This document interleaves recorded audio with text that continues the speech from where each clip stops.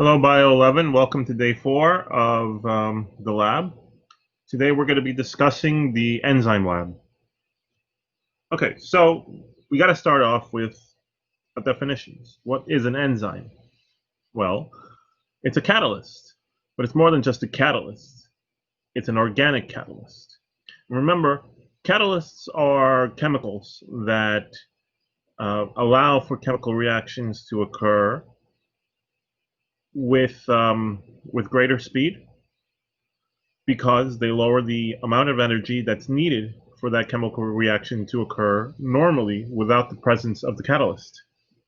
Enzymes are catalysts, but they're created by the body, or they're created by living systems, and they're also organic chemicals because they've been created by living systems. All right, so they're important because without enzymes, a lot of the things that cells do from day to day to stay alive wouldn't be possible. So we need enzymes for lots of things, even just to be able to digest food. So as I was saying before, enzymes are organic chemicals, but they're specifically proteins. Okay, so specifically they are proteins. So that means that the cell within its DNA has coding, specific instructions for it to be able to make enzymes, a large array of enzymes, right? Because that's what DNA does. DNA codes for the production of specific types of proteins. There are thousands of known types of enzymes. And you got to realize that an enzyme isn't something that will work for many different things. It's very specific, so you need an enzyme for every specific job. Okay. Okay. So how do they work? Well, remember that enzymes are proteins, and remember that proteins have multiple layers of structure. So you might have, for example, you'll have 3 amino acids, okay, and then you make a string of amino acids of sets of 3, and they'll make one layer of the protein. Then you can have multiple strings of amino acids, or different amino acids, right, to be layered on top of the original set. You can have something else on top. You have primary structure, secondary structure, tertiary structure, even quaternary structure. So you have up to 4 levels of structure for any protein. Enzymes are no different, and that gives them a 3-dimensional shape. Okay, so that gives them a 3-dimensional shape. How do they stay intact? Well, they're using weak hydrogen bonds. All right, and so what I want you guys to realize is that because it has such a complex shape and it's three-dimensional, it's got substantial height, substantial width, substantial length to it. That gives them their variability, and it gives them the ability to be extremely specific. So because they have a specific shape, they're only capable of working on very specific chemicals. All right, so the shape of the enzyme will allow it to fit. The shape of the enzyme will allow it to fit into a specific substrate. So that's what we're calling the chemical, the substrate. So the substrate is the actual molecule that is going to be worked on by the enzyme, right? So enzymes work by stressing the chemical bonds of the reactants, and the reactants, for the purposes of this lab, equal substrate.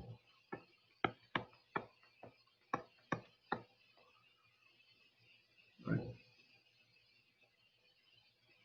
Okay, so what we're saying here is that it will take a substrate and it will stress the shape of the substrate. It will stress the chemical bonds that's holding the substrate together in a certain way. And because those bonds have been stressed, that's the reason why it all of a sudden doesn't require high energy input in order for there to be a chemical reaction.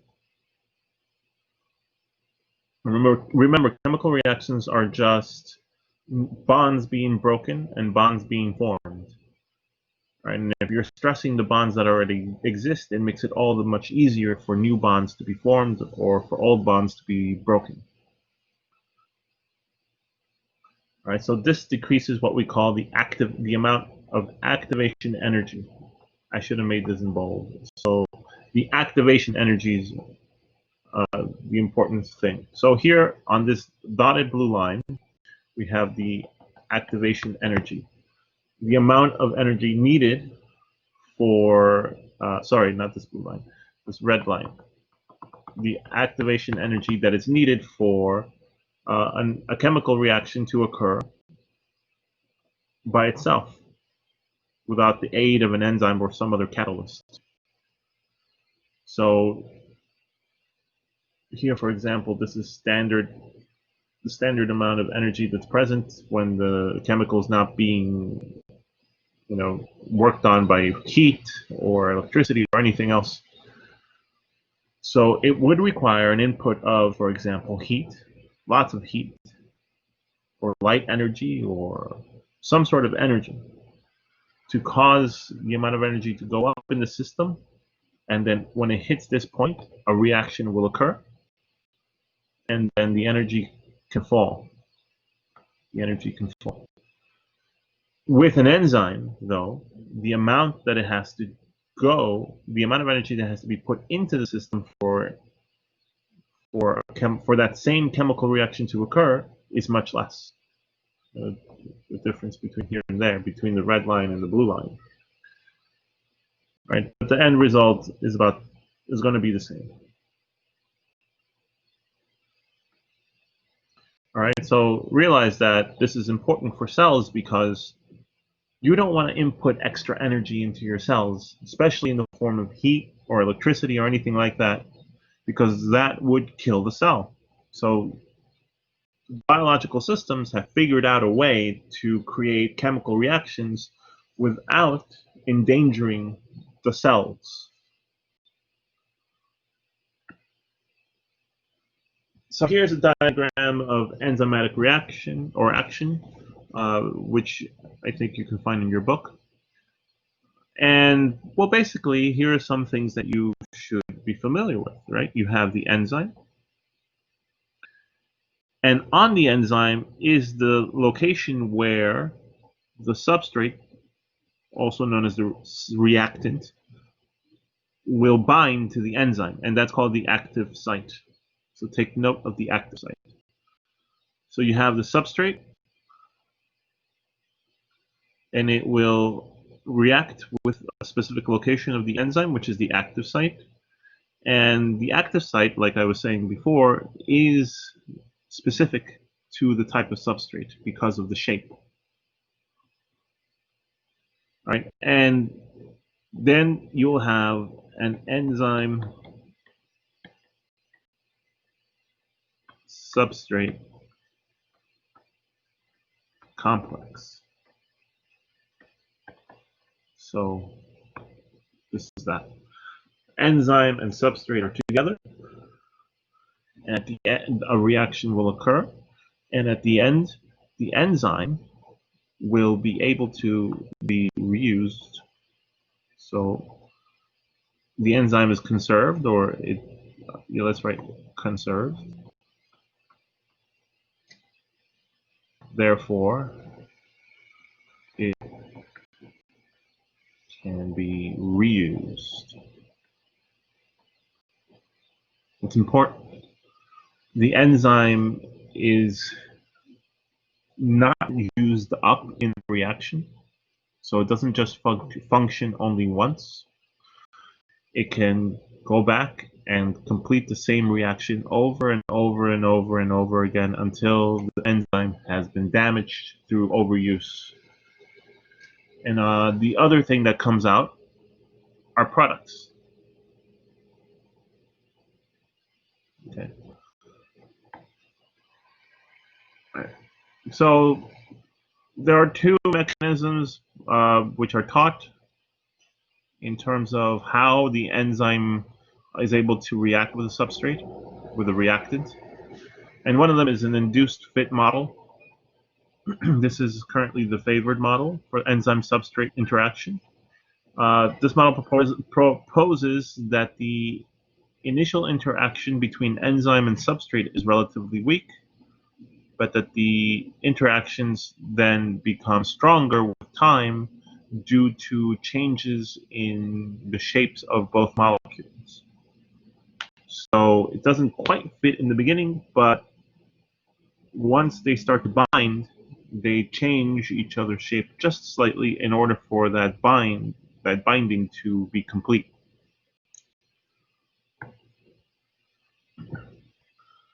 Okay, so for example, you have the enzyme here with the active site, not quite a perfect fit for the substrate.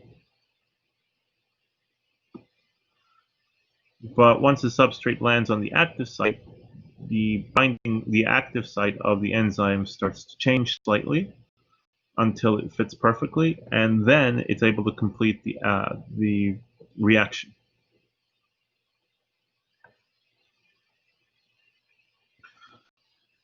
Okay. There's also the lock and key model, which is the old model that they used to teach a long time ago.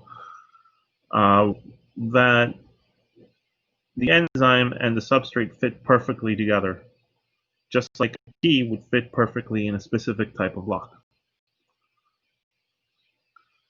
Okay, so enzymes are capable of participating in two types of reactions.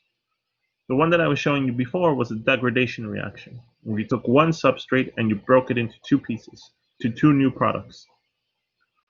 But it's also capable of doing the opposite, synthesis reactions.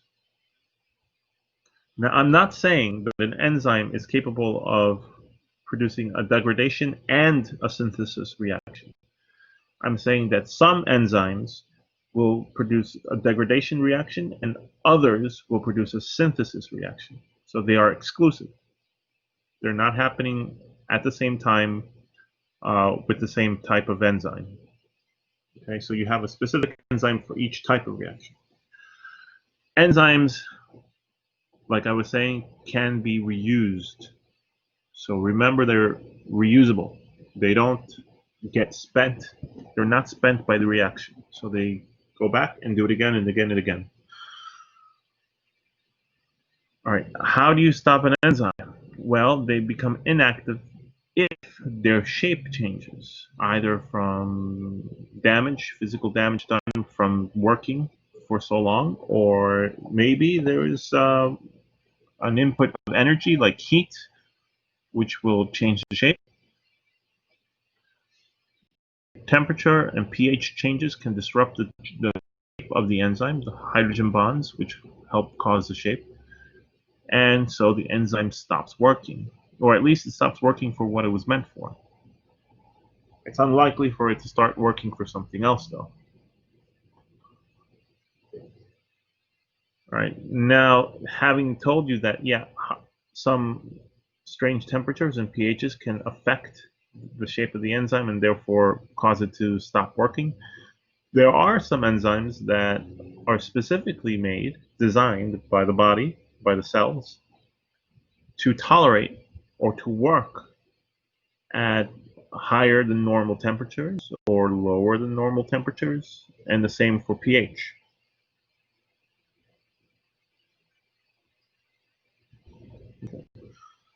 So here we have the two reactions that I was talking about. You have degradation reaction. We did this one already. You have a substrate, which you guys can also call a reactant, which binds on the active site of an enzyme. You have an enzyme substrate complex here. And then at the end of the reaction, you get your enzyme back to go. It's free to go and do it again. And you have two products or more, depends on the type of enzyme. In a synthesis reaction, you can have several substrates which will bind together separately, though, one at a time, at the active site. At the active site. I didn't even know you could zoom up on this. All right. And you'll form that enzyme substrate complex, and the enzyme will go off to be reused again, and the product is a single product. You took what were multiple substrates and combined them into a new single product. So that's a synthesis reaction.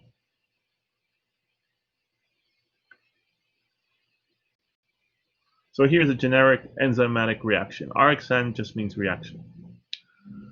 Enzymatic reactions can be summarized in this little step here. You have a substrate plus an enzyme. The substrate can be a reactant, by the way.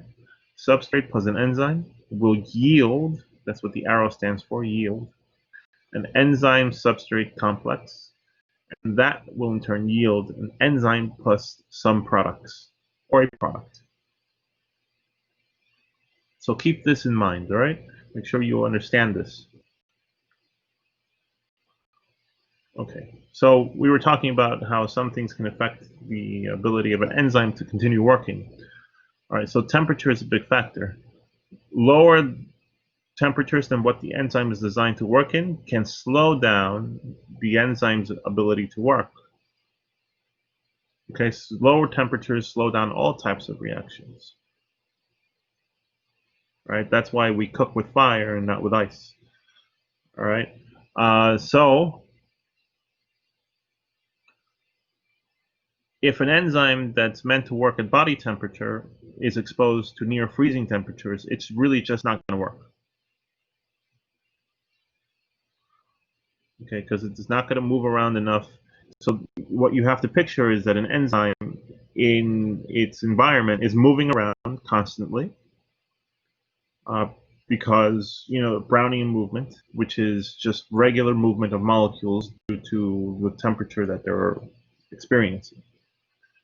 All right, molecules tend to always vibrate and move around. And at normal temperatures, they'll be moving around rather quickly through their environment, and eventually they'll bump into the correct substrate and produce a reaction.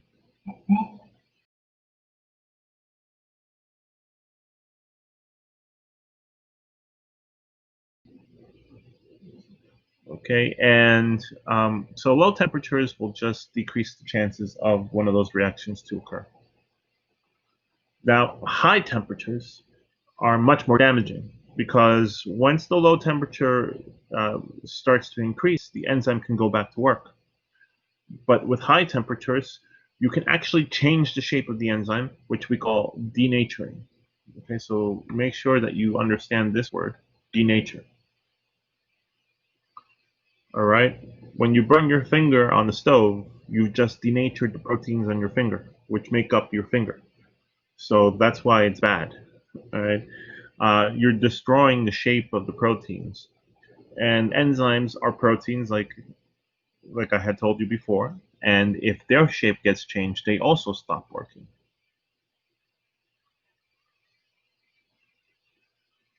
So if their shape changes, more likely than not, if their shape changes, the enzyme will be rendered useless. So it can't ever function again. Not the way that it was intended to function. Okay, pH. All right, pH. Okay, let's start down here actually. Down here. What is pH? What does it stand for? All right, pH equals percent hydrogen ions. We're measuring what percentage of an aqueous solution is composed of hydrogen ions. That's this. Okay. And what percent of that solution is composed of hydroxide ions, which is this one. This is hydroxide.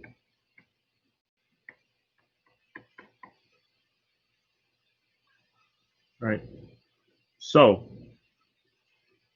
if your solution has a higher percentage of hydrogen ions than, say, hydroxide ions, then you're going to be talking about an acidic solution.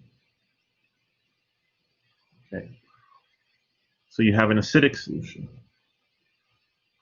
If, however, so if we have more hydrogen ions, we're going to call it acidic. If we have more hydroxide ions, however, than hydrogen ions, we're going to call it basic or alkaline, you can say. All right. If you have, however, equal percentages of hydrogen ions and hydroxide ions, you're going to call it neutral. So what does that look like? Well, you have H, OH, right? You have, all right. What's going to happen in this case? You have equal amounts of hydroxide and hydrogen ions. Well, chances are you're going to end up with water.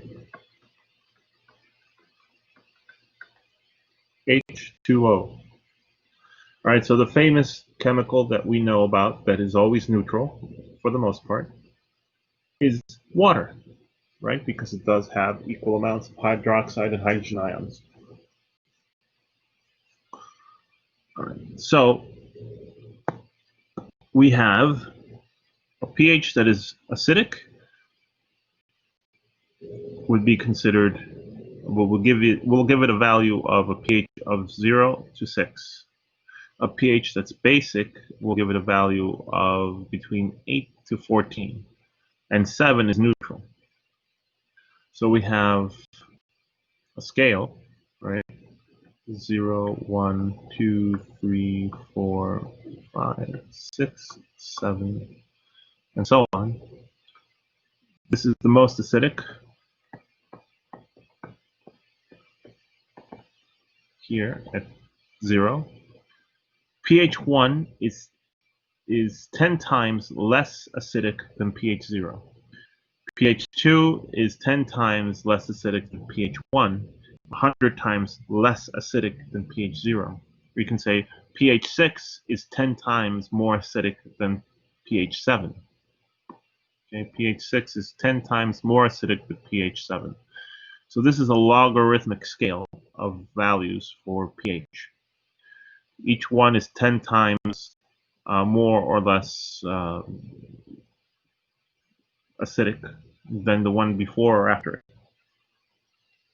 And the same thing for the higher scale, the higher end of the scale, 8 to 14. 14 being the most basic pH that is possible, and 8 being only 10 times more basic than pH 7. And for a sense of scale, pH, I think pH 4 is about the pH of orange juice or soda. Could be 3.5, something like that. Anything below 3 gets to become particularly dangerous for us. Okay. All right. At lower or higher pH, so at acidic, I should have structured this PowerPoint backwards. In acidic conditions, we're doing this bullet point here now. In acidic conditions, which is lower pH, low pH can affect the hydrogen bonds in the proteins, in enzymes, so that those enzymes are no longer able to function properly. And the same thing will happen at higher pH in basic conditions. Okay. So what you should remember is that most enzymes work best at pH 7. There are some exceptions. So there have to be some enzymes that can work in the acidic environment of your stomach, right, so that it can help you digest food. So those are enzymes that are capable of functioning in very low pH.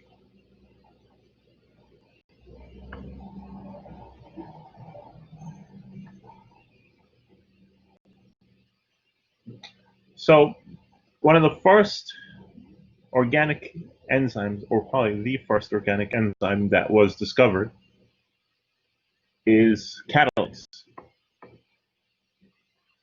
Okay, we named it, well, not we, but it was named catalase because it's a catalyst, and it was the first organic catalyst to be discovered. All right, so why is catalase important? It's found in all living systems. All organisms use oxygen to breathe, right? And one of the byproducts of this is the production of hydrogen peroxide, which is toxic to living systems. So how do you get rid of hydrogen peroxide? Well, you create catalase. It's an easy way to get rid of it, because catalase would take hydrogen peroxide and turn it into water and oxygen. All right. So hydrogen peroxide is considered a strong oxidizer. Okay, which that means it's going to cause some reactions to occur, and it will damage the contents of the cells or the cells themselves. That's why when you get a cut, one of the first things you do is you pour some catalase on your wound, your cut, and it'll fizz. Why does it fizz? Because it's killing the cells where it's landing. And of course, the idea is to kill any bacteria that or possibly fungi, fungal cells that have landed on the open wound, and prevent an infection. All right, but usually most of the bubbling that you see occurs because you're killing your own cells. And the cells in your hand, or wherever your cut is, are producing lots of catalase. All right. So catalase speeds the reaction that breaks down hydrogen peroxide into water and oxygen. And it just so happens that catalase has one of the highest turnover rates. In other words, a catalase enzyme, catalase, is able to react with 40 million hydrogen peroxide molecules per second. So this is just to show you that in 1 second, the enzyme catalase can react 40 million times. This is how reusable they are. So here is that reaction that we're talking about.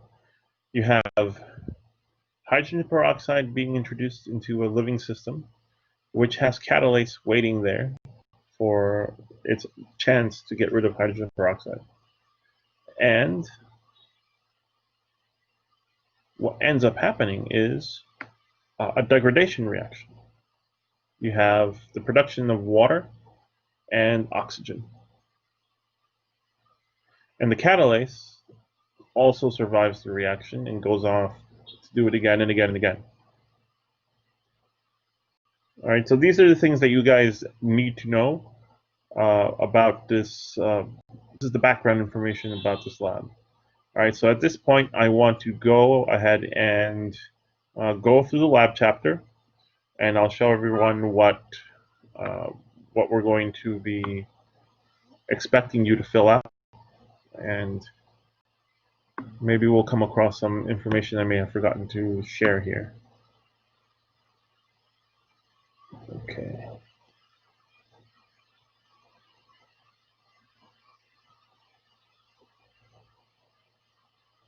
All right.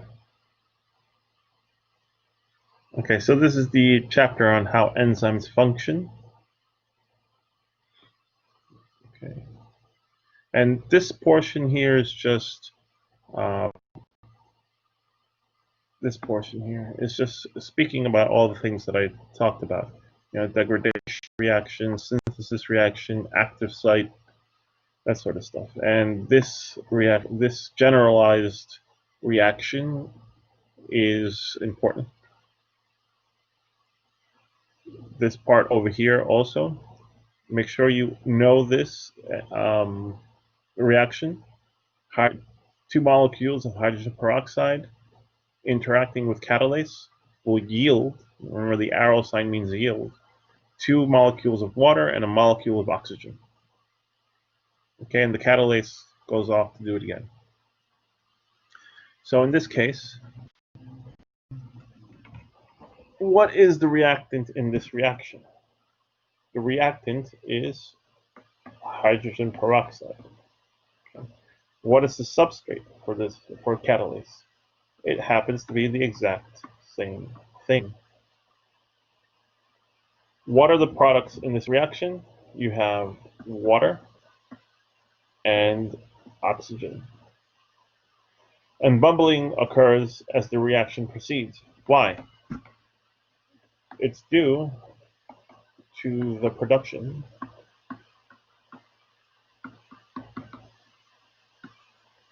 of oxygen. Those are the bubbles.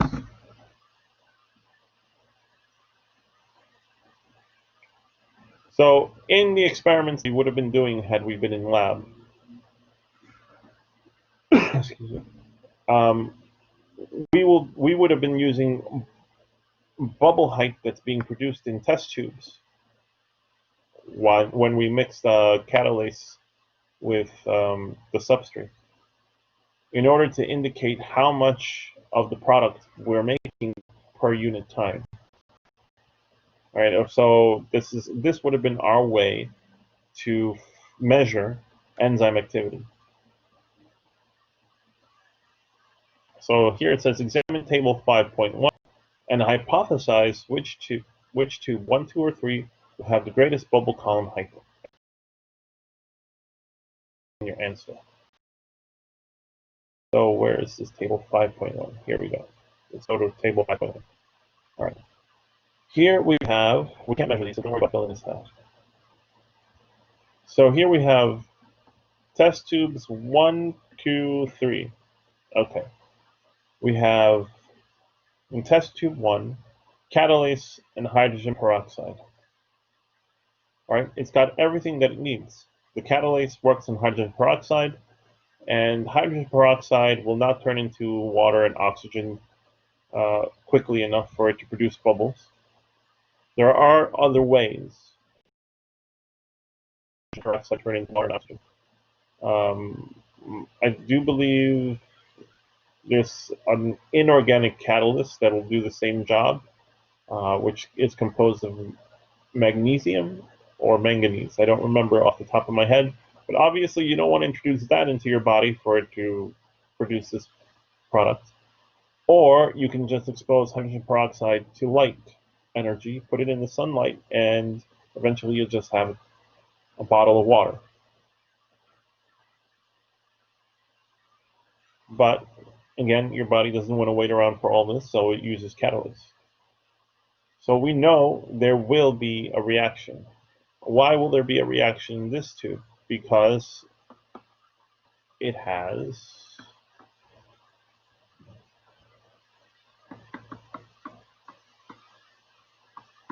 the enzyme and I would say the proper substrate. Okay. Now in test tube 2, we have water and hydrogen peroxide. What's missing? Well, we're missing hydrogen, the catalase, so it's missing the enzyme. We should not see any kind of reaction in that test tube. In this case, case number 3, we have catalase and sucrose solution, which is sugar water. In this case, we have the enzyme, but we're missing the substrate, or you could say the reactant. Okay. So going back to this question, hypothesize which tube will have the greatest bubble column height, and that would be test tube 1, because it has the enzyme and the substrate.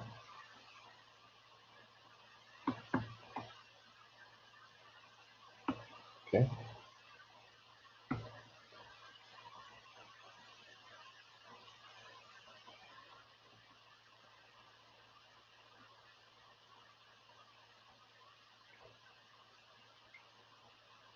So, conclusions. Catalase activity. Which tube showed the amount of bubbling expected? And that would be test tube 1. Record your explanation in table 5.1, okay, which we did already. Which tube is a negative control? So remember, a control is the thing in an experiment that's not exposed to the actual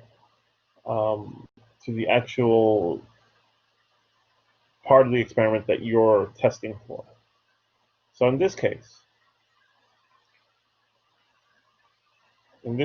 we are testing for the presence of a catalase.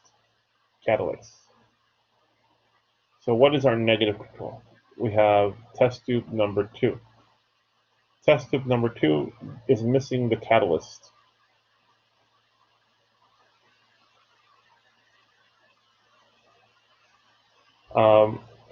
Or you could have been testing for the substrate. What is the reaction of a substrate in the presence of the enzyme? In which case, you can also say number 3 is a negative control.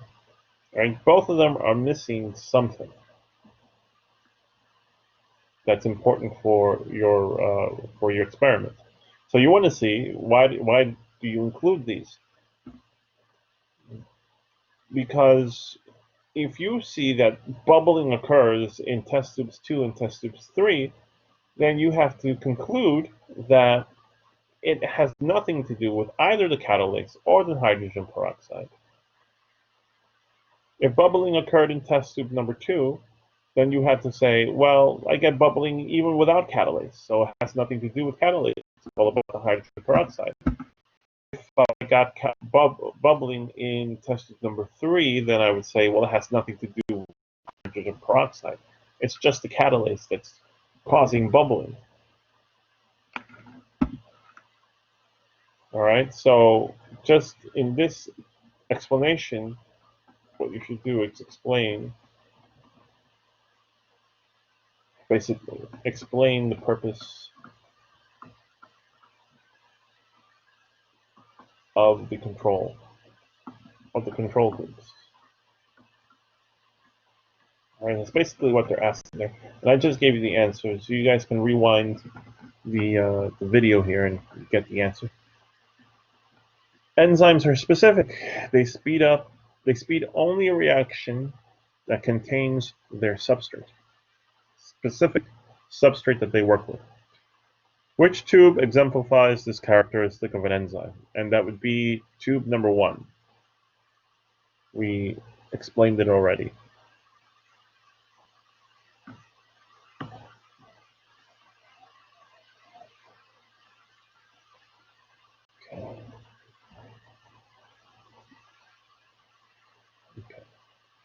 So here they're talking about denaturing.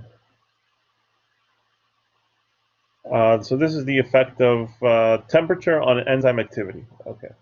With this information in mind, the information that I gave you in the recitation, examine table 5.2 and hypothesize which tube 1, 2, or 3 will have the most product per unit time as judged by bubble column height.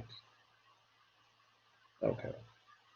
So normally what we would do is we would have ice bath. We would have an ice bath instead of a refrigerator. And the temperature of that would be 0 degrees centigrade. Incubator would have a temperature of around 37 degrees, which is around body temperature, and boiling water would be 100 degrees centigrade. All right, based on what I've told you before on the recipe, see if you can think of which ones would have the greatest bubble column. Okay. So catalase is an enzyme that works in all sorts of cells. So they're not specifically designed to work at odd temperatures. They're specifically designed to work at body or ambient temperature. So it does have a wide range of temperatures where it can work. All right, so body temperature are those just fine. Okay, so this should be the highest.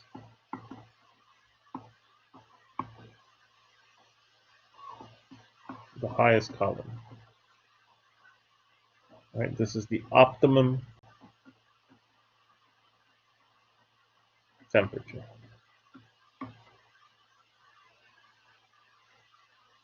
Okay, this should have low column or low column, right? A low or short column, because too cold. This temperature will be too cold for reactions.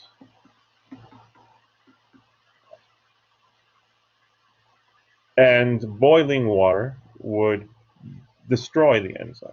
Remember, too high of a temperature will denature an enzyme. So it would have no bubble column.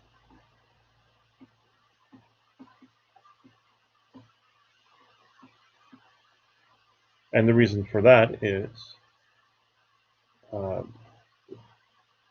enzyme would be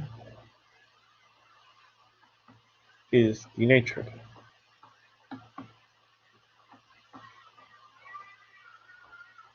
Okay, so here you guys would have been doing the class graph, and I mean this is fine. We can do here 37 degrees at 0 degrees. You would have some activity. Maybe you have a little bit of activity there. Let me erase that. A little activity here. Okay. And at 37, somewhere along here, you would have some height. I'm exaggerating this a little bit. And at 100 degrees, you would have something like this. So you make a graph. Okay. Looks something like that. Okay. The bubble column height indicates the degree of enzyme activity. Was your hypothesis supported? I should hope so, yes.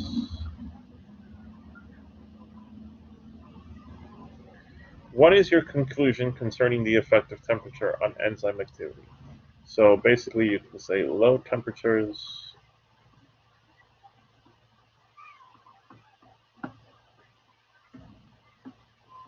hinder enzyme activity, while high temperatures, sorry,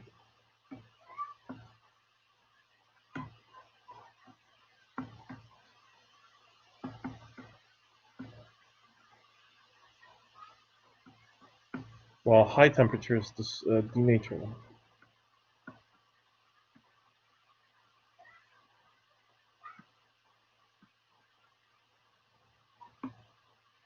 Okay, now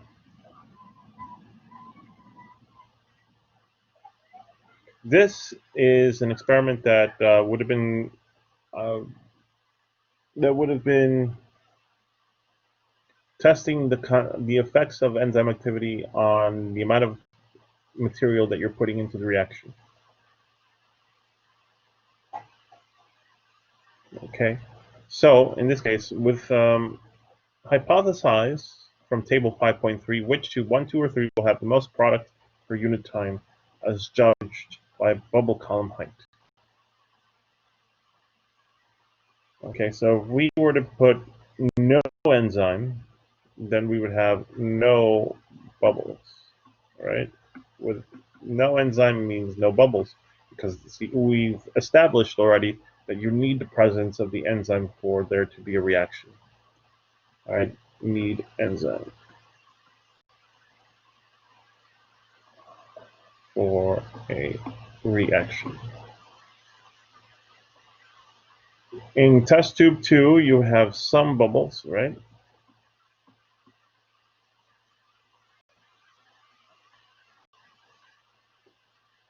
And in test tube 3, you'd have the most due to larger amount of enzyme presence. So in this middle one, number 2, you can just say only some enzyme is present. Only some enzyme is present.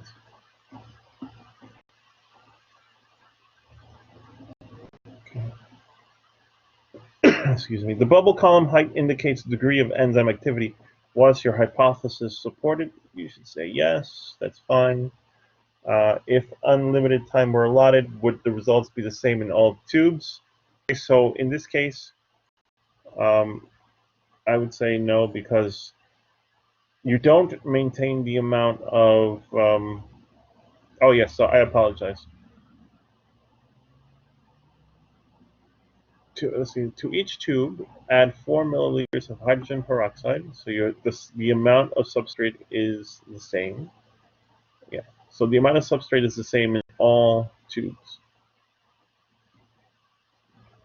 So if unlimited time were allotted, would the results be the same in all test tubes? Yes, because the enzyme. Oh, I'll continue here. I made a mistake. The enzyme is reusable. So basically, we'll just keep going until all the substrate is finished. The reaction, Rxn, would continue until the substrate is used up.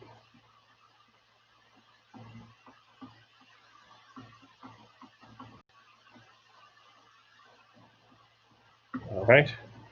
So the reaction would continue until all the substrate is used up. So the end result would always be a test tube with just water and instead of hydrogen peroxide and bubbles of oxygen. Would you expect similar results if the substrate concentration were varied in the same manner as the enzyme concentration? So that's a tricky one, because here they're saying the substrate concentration would be different. The amount of hydrogen peroxide would differ in each test tube. I'll leave that up to you guys. All right, you guys decide. So I would say, well, on the one hand, the reactions might occur faster if you have more substrate and more enzyme. Or it could take a longer time if you have test tube, say test tube number 1, where you have a lot of a lot of substrate and not so much enzyme. Okay. So, and you probably won't have a wrong answer here. So this is fill out. Okay, fill this out. Fill it out.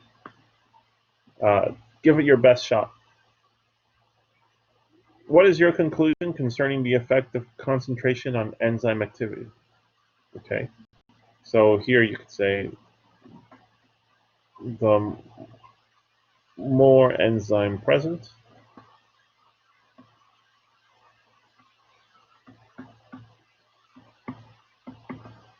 the faster the reaction.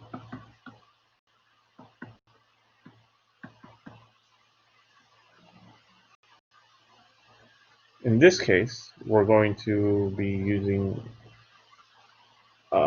testing the effects of pH on enzyme activity. So again, we hypothesize which test tube, 1, 2, or 3, will have the most product per unit time. All right. So here, in this case, in test tube 1, we have a very low pH of 3. And we accomplish this by adding hydrochloric acid to the water that we're going to be placing the catalase in, and the hydrogen peroxide. So in this case, we're going to have low pH is a great way to denature an enzyme. So we're going to have low column, low or no column. And why? Because enzyme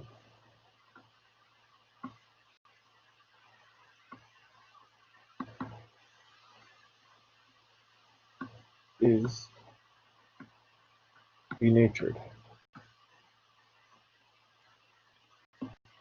At pH 7, which is neutral, this is the optimum pH.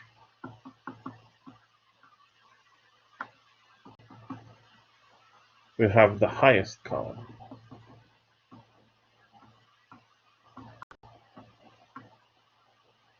And at pH 3, again, we would have low or no column. Low or no bubbles. And again, enzyme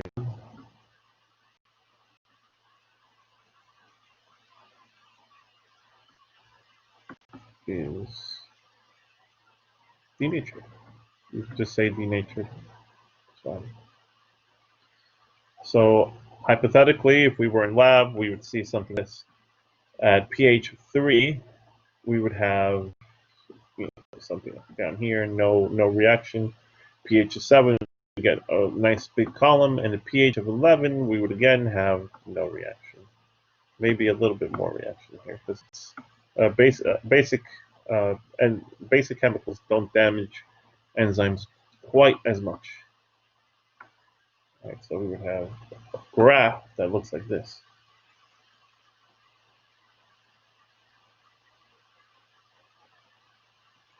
Okay, the amount of bubble column height indicates the degree of enzyme activity.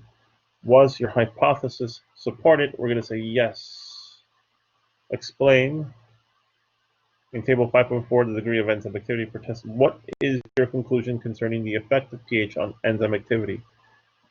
There is an optimum. This is an important word, guys. Optimum.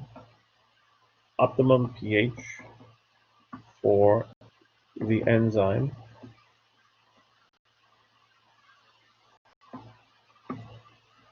function. Okay. All right. So we're going to summarize it here. Factors that affect enzyme activity. Enzyme specificity. What promotes enzyme activity? Well, the presence of the substrate. You can write the proper substrate. Okay, lack of substrate.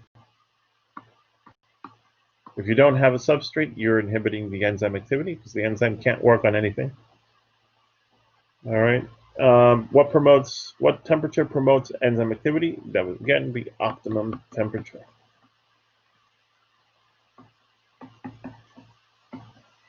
And here you can put hot or cold.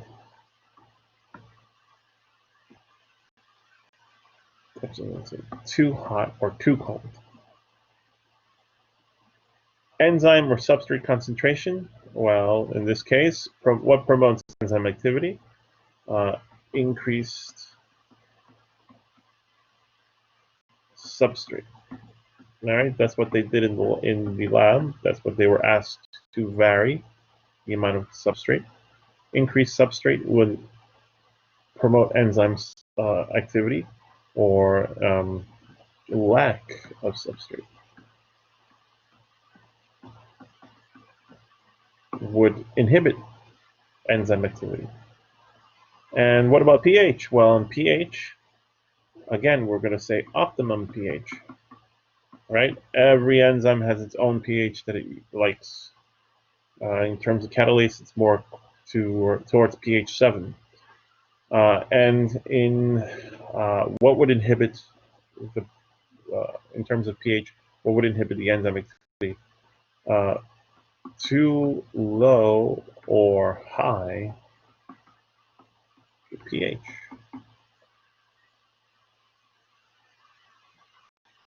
Okay. Why does enzyme specificity promote enzyme activity? Because you got to think, if the enzyme is only able to function on one type of chemical, then it's not busy doing other things, right?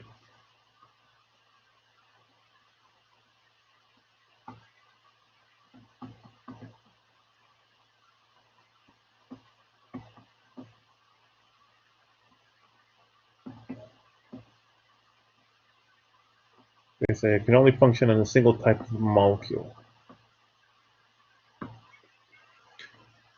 Why does a warm temperature promote enzyme activity? Well, in terms of catalase, right?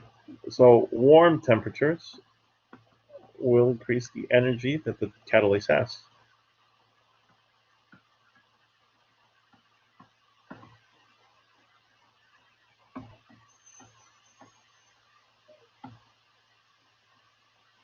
Will increase the energy present.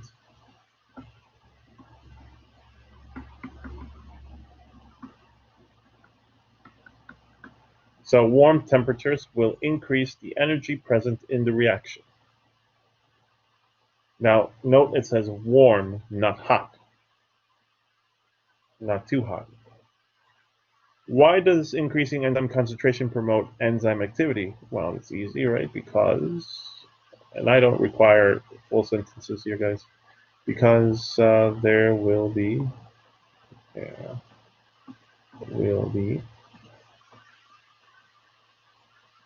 more enzyme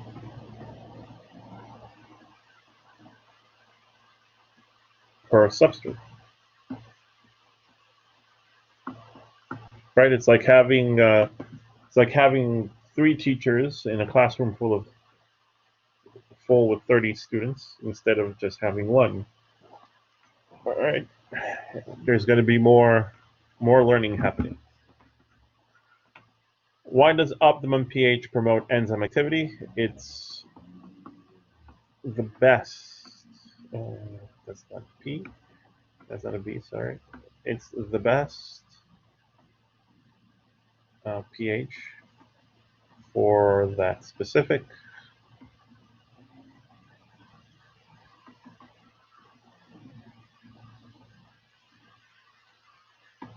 so it won't get denatured. Won't get denatured. There we go. It's the best pH for that specific enzyme, so it won't get denatured.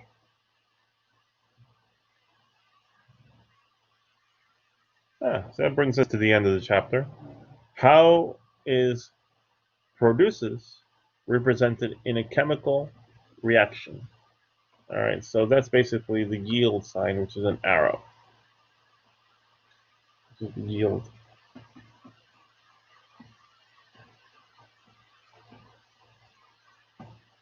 The yield symbol.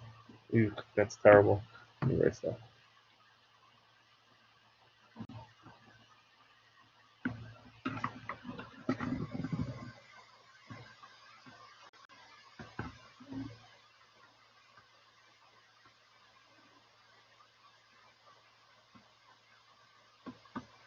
Okay.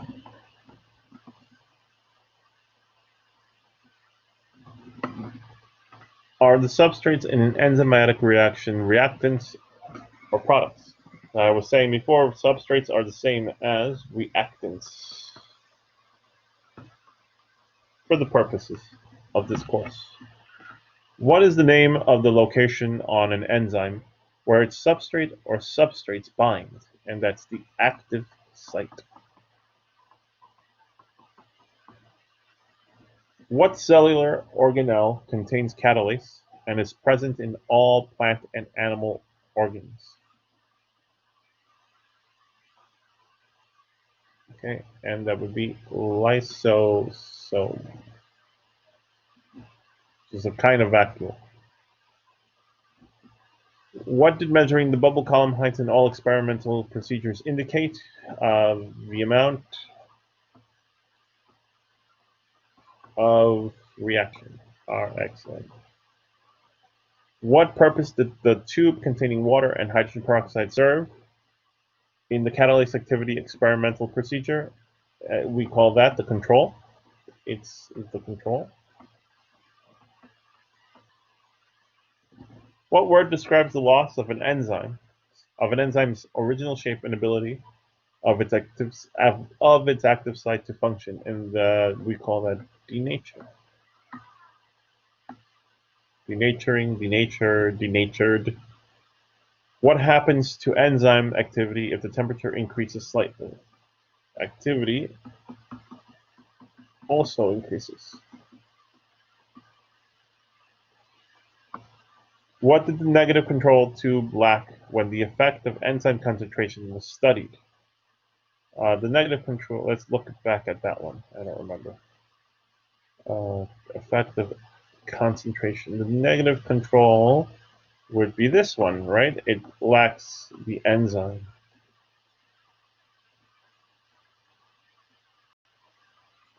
So what did it lack? The enzyme. If cells produce more catalase, will there be more or less water and oxygen produced from the breakdown of hydrogen peroxide by catalase? With more catalase, there will be an increase. All right. What word describes the pH at which the speed of a reaction involving an enzyme occurs best? And that word they're looking for is optimum. What do changes in pH, too low or too high, do in an enzyme that reduce its activity? Okay, so they will again denature the enzyme. In the experimental procedure on the effect of pH on enzyme activity, which tube contained water with an acidic pH? Let's look. I imagine it's tube number 1. Yeah. pH 3 is acidic. This is basic.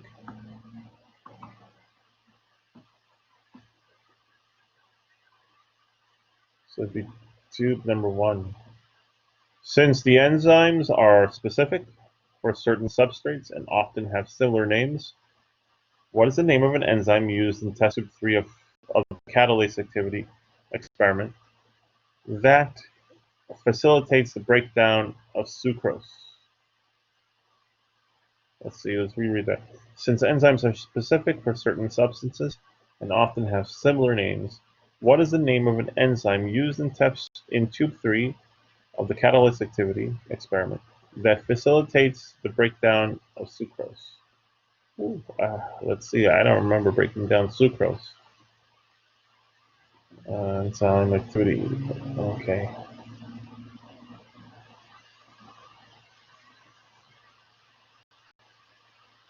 So, breaking down sucrose, we had nothing here that would break down sucrose. Okay. There was nothing there. We didn't add anything to break down sucrose, so I don't know where they're getting this question from.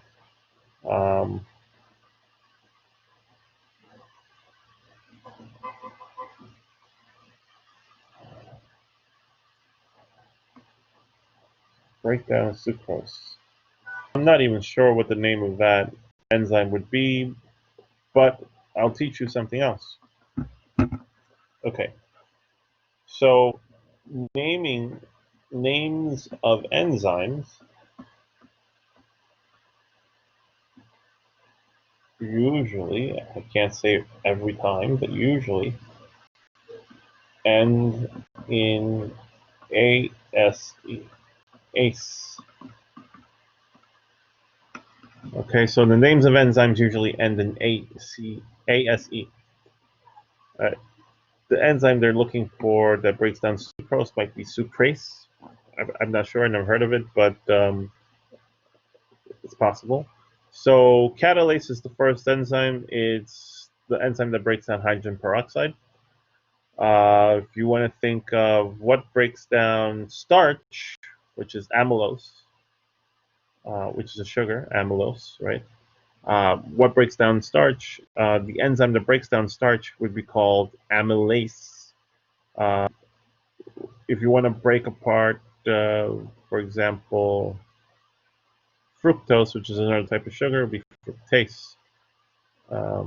Okay, and so let's ignore this one. Let's ignore this question. I don't like it. All right, so leave that one blank, but take away this information that I just presented to you. So we'll put what we learned to some good use here with these next couple of questions. People with Crohn's disease may develop lactose intolerance caused by damage to their small intestine. These people may take a commercial product called Lactaid to prevent digestive upset when consuming dairy products. What is in Lactaid that helps these people avoid those symptoms? And how this relates to what you learned about the specificity of enzymes for substrates in this lab. Okay, what's in it? Well, an enzyme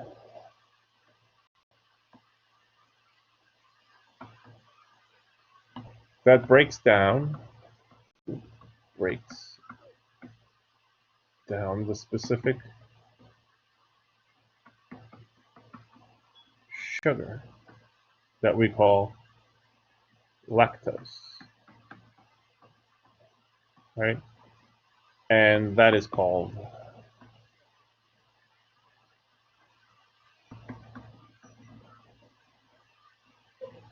lactase. All right, so here's another example of the ASE. Lactose is the sugar in milk that some people are intolerant to, and they just can't digest it. And the enzyme that would help them out would be called lactase. All right, no other enzyme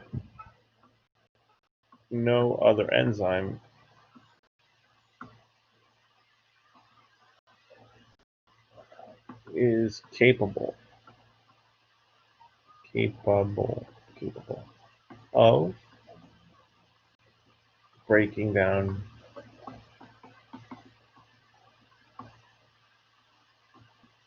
lactose.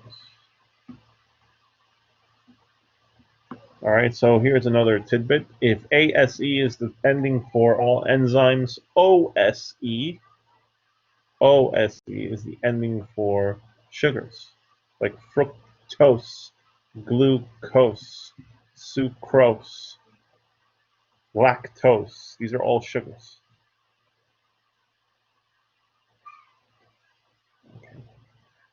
Let's see. High-grade fevers in humans, 103 or higher, are concerned, and medical care should be obtained. Explain why, based on your understanding of enzyme activity. Well, enzymes in the body will be denatured, right?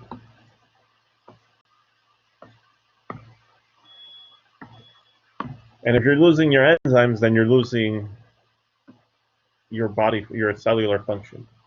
This sorry about the handwriting, this will cause a reduction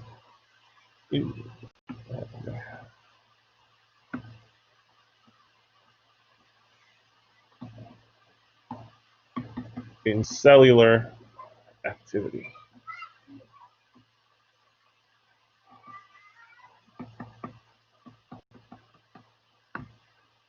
Okay. All right. Oh, by the way, another sugar that we discussed yesterday would have been cellulose, what makes up the cell walls of plants. So that's a very complex sugar. Amylose, starch. All right. Pancreatic amylase is a digestive enzyme that digests starch, amylose, in the small intestine. Pancreatic amylase's optimum pH is slightly basic, so it's higher than neutral, which the presence of sodium NaHCO3, which is sodium bicarbonate, provides. Okay, indicate which test tubes, 1, 2, or 3, would show digestion of starch following incubation. Explain why others would not. Okay, so let's see. Test tube number 1.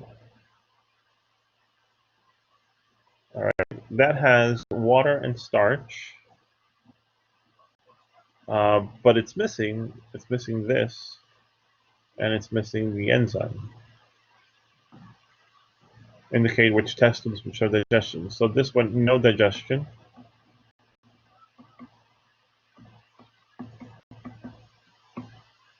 Lacks NaHCO3 and the enzyme. So remember, guys, the enzyme has to be present in order for any kind of reaction to occur. And the enzymes will work best under conditions where they have all the best, the optimum acidity or the optimum basic conditions. So in this case, NaHCO3 is the best basic conditions for this, okay, which is sodium bicarbonate. Now, water, starch, pancreatic amylase, and hydrochloric acid. Oh, so in this case, no digestion as well due to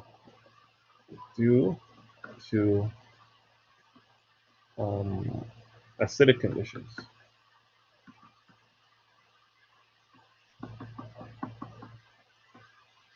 All right, acidic conditions cause the hydrochloride, which will break down into hydrogen ions and chlorine ions. So this is negative.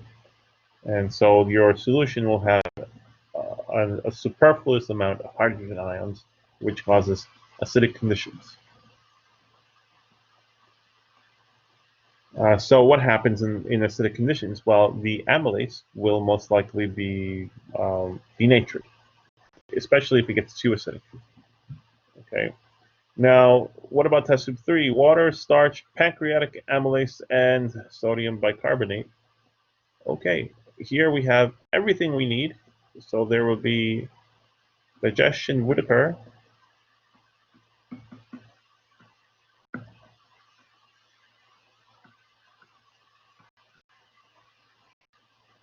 Okay, digestion would occur.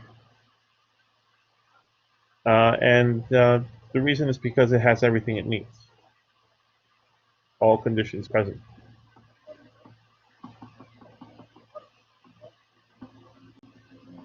Right? We have the optimum pH thanks to the presence of sodium bicarbonate, and we have the enzyme we have substrate, which is starch, and we have an aqueous environment where it can all happen.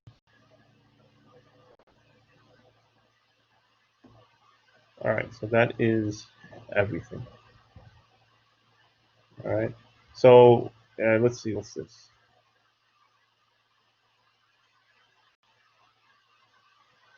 Here we were hypothesizing which test tube will have the most product per unit time, and this is effective pH, so neutral pH, and that's because that's the optimum. That's the optimum pH for catalysts. All right, let's see, did I miss anything else?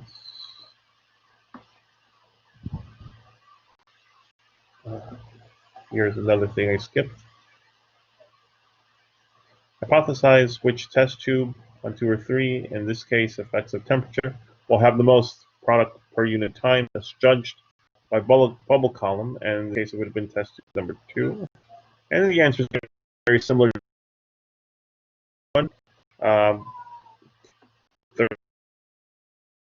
Centigrade is the optimum temperature.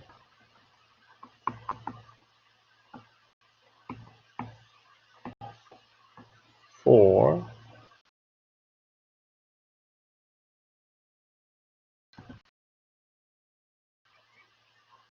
and I think that catches everything. All right.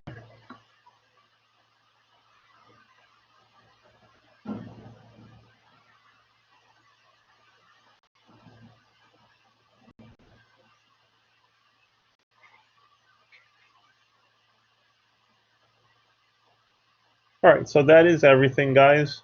I hope that you were able to follow me and understand. We're off tomorrow. Tomorrow's Friday. We don't have lab on Friday, and so the next time that we'll meet, or I will produce a recitation for you guys, will be on Monday. All right, and the topic then will be what is it? Mitosis, which is interesting. Okay, it's going to be a lot of explanations for that one. All right, so be prepared with notes, note paper, and pencil to follow along. All right, enjoy your weekend, guys. Stay healthy and stay safe.